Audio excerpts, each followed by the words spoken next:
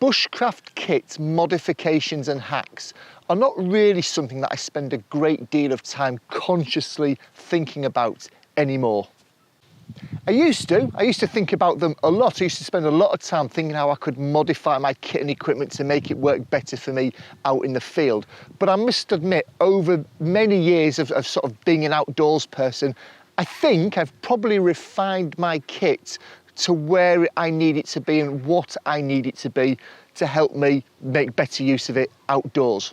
So it was quite interesting recently, back in the summer of this year, to have a chat with a couple of friends when we were out in the woods, specifically around a piece of kit and equipment that I've modified or had modified over the years.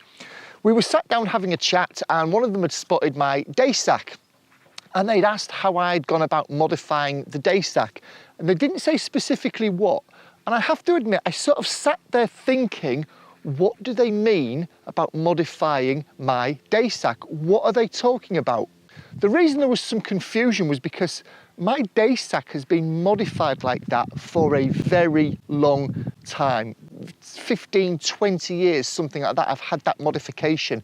So it didn't spring to my mind as being a modification. It didn't spring to my mind as being a hack. So when they asked about it and weren't specific, it generally kind of threw me what they were talking about.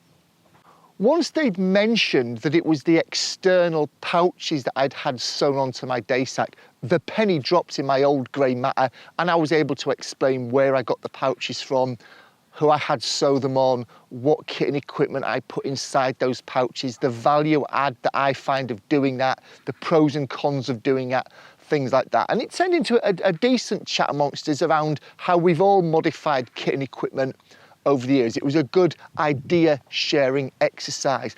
But again, it didn't spring to my mind that it had been a hack. And since then, I've thought about the other stuff that I guess is a modification or a hack. Things that I've made to my clothing, the fact that I've modified my tarp tie-out point slightly, the fact that I've modified my compass bezel slightly. I'll point to those videos at the end of this video if you're interested in taking a look at those.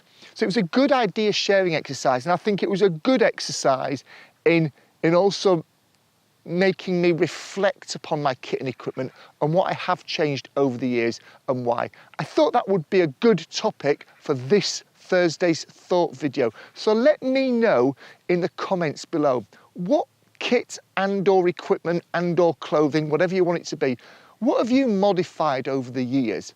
And what do you no longer see as a modification? It's just the way it is. You don't consider it a modification or a hack because it's so entrenched in what you do and how you do it.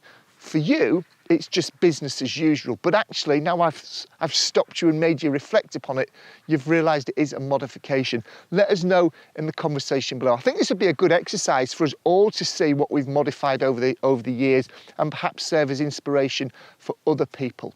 Coming up on the screen now are those two videos that I mentioned previously, one in relation to the way I've modified my tarp tie-out and one in relation to my compass. I hope you enjoy watching those two. Take care, and if you're not already a subscriber, click that subscribe button, hit all notifications.